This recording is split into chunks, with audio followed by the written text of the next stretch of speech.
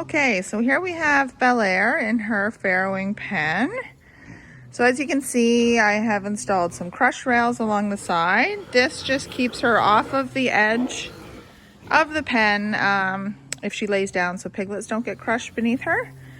Now what I've got over here is, I actually managed to find some of these heat mats that commercial producers use for a good price. And so what I've done, because it's still fairly cold, so early spring farrowings, fall farrowings, I will use this little heat box in combination with a heat lamp as needed. So the heat pad will heat from underneath, so everybody gets equal share of the heat. So I built the box here. It's got a little door on the front, and it's also got a panel on the side in a protected area. And when they get to the point they're getting too big to squeeze through that, I just take that whole end panel off to open it right up. But what I do is, depending on how cold it is, I will use this in combination with a heat lamp. So let me just, my bulb's obviously loose right now. So I have some adjustments on this one to make, but so basically I use these shelf brackets, and I am paranoid of heat lamps. I like to make sure they're super secure. So I have one string, I have a backup string if the first one fails, and then also I have the cord tied in such a way that if both strings were to fail, then the cord would stop it from falling into the bedding. So if it's early spring and it's still cold outside, I'll probably use both, the heat pad and the heat lamp. When it warms up a little bit, I might just put the heat lamp on at night for the first little bit until they get adjusted to the temperature, and then it will probably be just the heat pad. So I'm just going to hang this up out of the way again. Now, I have these recycled buckets. These are actually mineral tubs from my cattle. So I just have a little bit of straw on the bottom. And what I do when the piglets are born, as they're born, I actually put this right inside under the heat light. And as they're born, I dry them off and stick them in there until mama's done, especially if she's one that gets up and down during farrowing, which doesn't happen a whole lot, but some of them do. This just keeps everybody safe and warm, because cold piglets will not absorb the colostrum properly, so it's important that they're warm. So once everybody's born and dried and mama's comfortable and settled, then I will stay for the first feeding. I'll put them on the sow, make sure everybody has a good feed, and even rotate half out and half in, because the colostrum is such an important part of their immune system for the first little while for sure.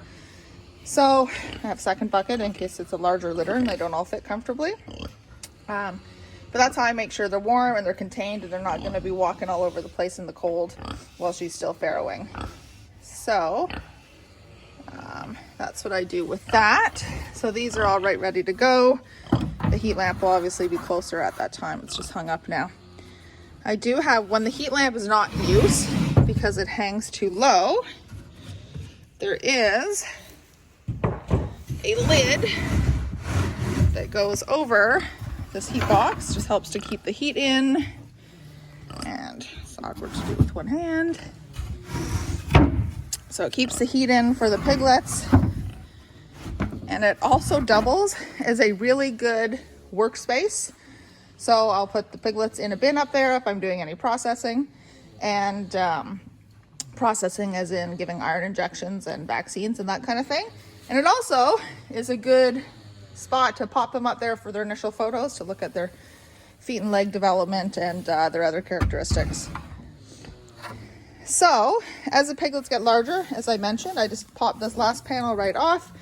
And there's also this protected area as well, if I decide I want to start feeding piglets a little additional food other than what mom feeds them.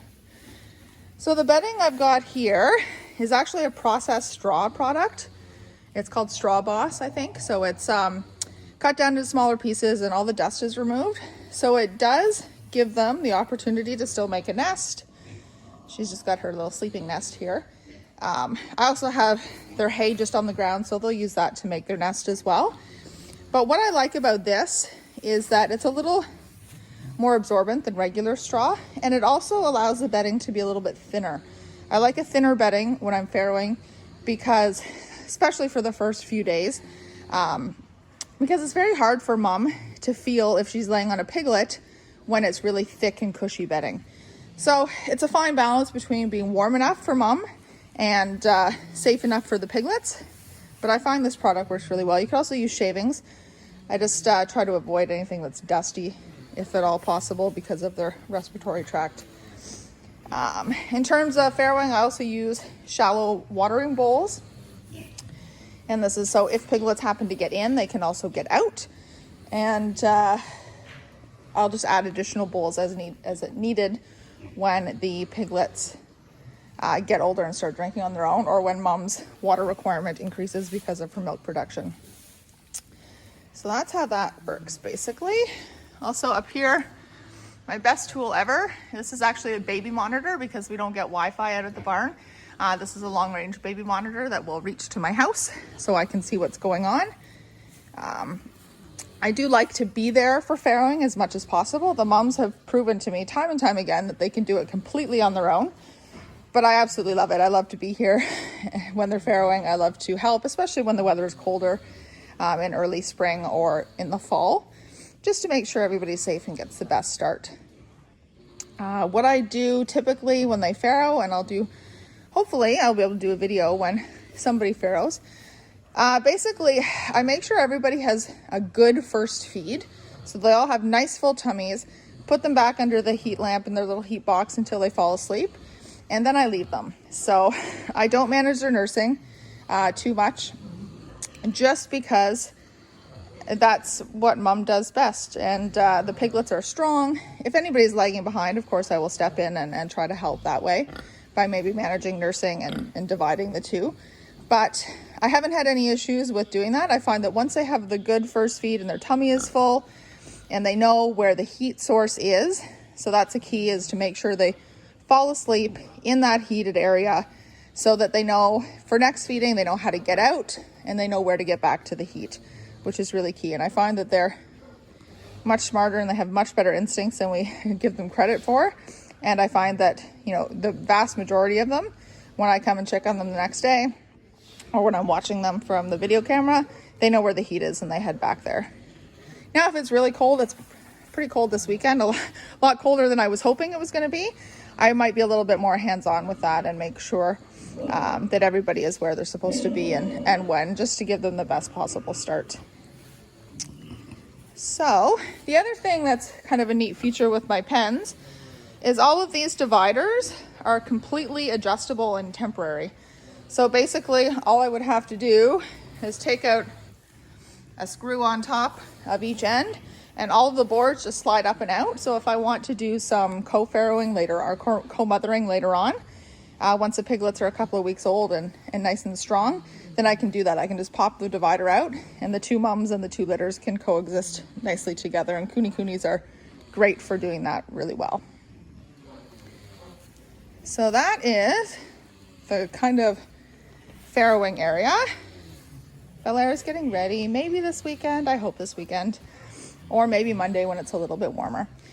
I typically move my sows, the farrowing, preparing for farrowing for me starts about 3 weeks ahead of farrowing. So at that point I give them a dewormer, and we're using Dectomax now, which I really like. And that just ensures that mom doesn't have any worms, the babies aren't carrying any worms when they're born, and gives them a stronger start. And then I move them into the pen at least a week ahead, usually more like 2 weeks. And then I might use, because it's still fairly winterish, I've been using conventional straw in the pens, but closer to the farrowing date, I switched to this thinner processed Straw Boss straw. Okay, so that's the rundown. If there's any questions, just let me know.